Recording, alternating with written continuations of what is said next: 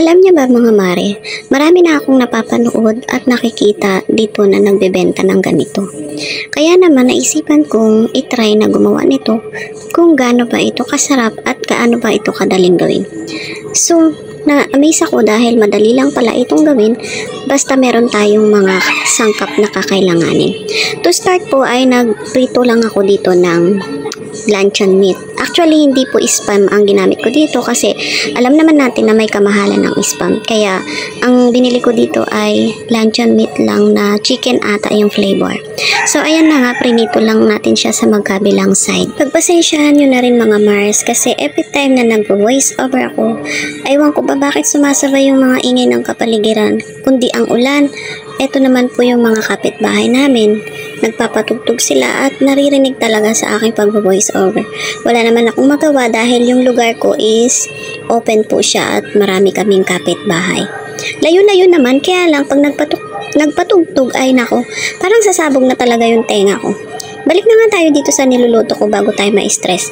Naprito ko na nga yung luncheon meat at nagprito rin ako dito ng itlog. Bali, 4 na pirasong itlog ang ginamit ko dito. Siya nga pala mga Mars, yung luncheon meat ay bali 8 pieces lang yung hiwa ko. Kasi 4 nga kami, so itatry ko na tagdadalawa kami. Ito talaga, stress din ako sa pagpiprito ng itlog na ganito dahil talagang hindi talaga siya nabubuo na maibaliktad. Pero by the way, okay lang yan kasi hihiwa-hiwain din naman natin siya. First time ko rin lang talaga itong gawin mga mare kasi bali yung anak ko nag-aaral siya. Ngayon sabi niya, ma, gumawa ka nga ng spam musubi kasi sa school namin may nagtitinda nun. So inantay ko pang dumating yung aking parcel dahil nag-order na ako ng gagamitin ko. At ito na nga yun mga Mars yan. Mura lang po siya na nabili sa Orange app. Ayan. So ganyan lang yung ginawa ko. Bali meron ako ditong bagong saing na kanin. Tapos meron po akong seaweed wrap. Ayan lang, bali sa labas ko siya nilatag. Maliit po yung seaweed ko kaya 2 piraso po yung nilagay ko dyan. Tapos nilagyan ko siya ng yung kanin. Depende po kung gaano karami yung ilalagay nyo. Actually po nagkamali pa nga kami dito kaya ang nangyari, inulit pa namin ito mga mare. So ayan, tinanggal ko yun at ito na nga ang tama. Bali nilagyan ko siya ng sliced cheese. Ayan. Bali 2 hiwa po ng sliced cheese ang nilagay ko.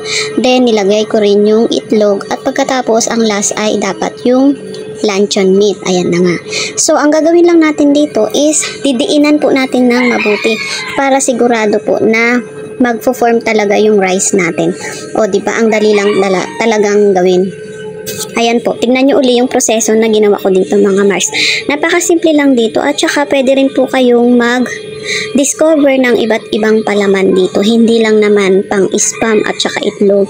Pwede rin dito yung bacon, ham, depende. At saka maganda itong pambaon ng ating mga anak mga mare. Kasi kahit rice po ang baon nila, para lang silang kumakain ng sandwich. Kaya pwede nyo po ito talagang i-prepare na pangbaon sa nagtatrabaho man o sa nag-aaral. O diba ganyan lang mga Mars, ang dali lang talagang gawin. Aminin natin mga mare, isa sa struggle natin mga magulang ay ang pag-prepare kung ano ang ating ipapabaon sa ating mga anak na nag-aaral at nagtatrabaho, maging sa ating mga jowa, o diba? Kaya naman, minsan, kailangan din natin mag-discover ng iba't ibang mga pamamaraan at mga recipe idea na pwede natin gawin para naman yung mga pinapabaunan natin ay hindi rin nauumay. At ito na nga mga mare, ang ating finished product, bali 8 piraso po ito.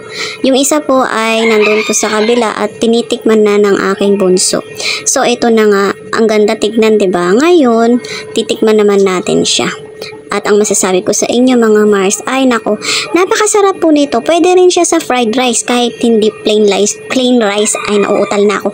Kahit hindi plain rice ang gamitin natin dito ha, pwede tayong fried rice with egg. Basta nasa atin na rin yung pagiging creative. Magugustuhan talaga ito ng inyong mga anak once na pinabaon nyo sila ng ganito kasi napaka-convenient na kainin. Kala mo sandwich lang yung kinakain nila. Parang kumbaga hindi sila mahihiya kung ano yung kainin nila. So ayan na nga mga mare. Ito po ang isang tip ko sa inyo kung gagawin nyo itong pangnegosyo or ipapabaon.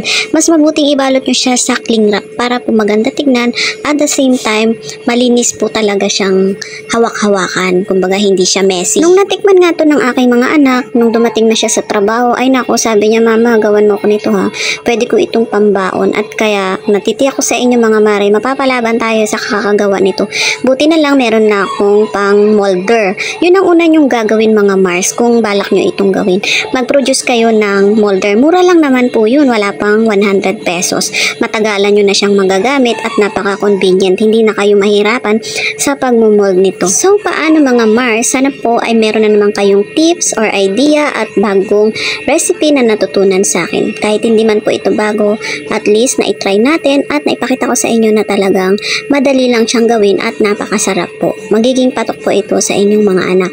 So, paano mga Mars? Hanggang dito na lang muna ang ating for today's video. Salamat po sa panonood. Bye! Happy cooking! God bless! And bye-bye!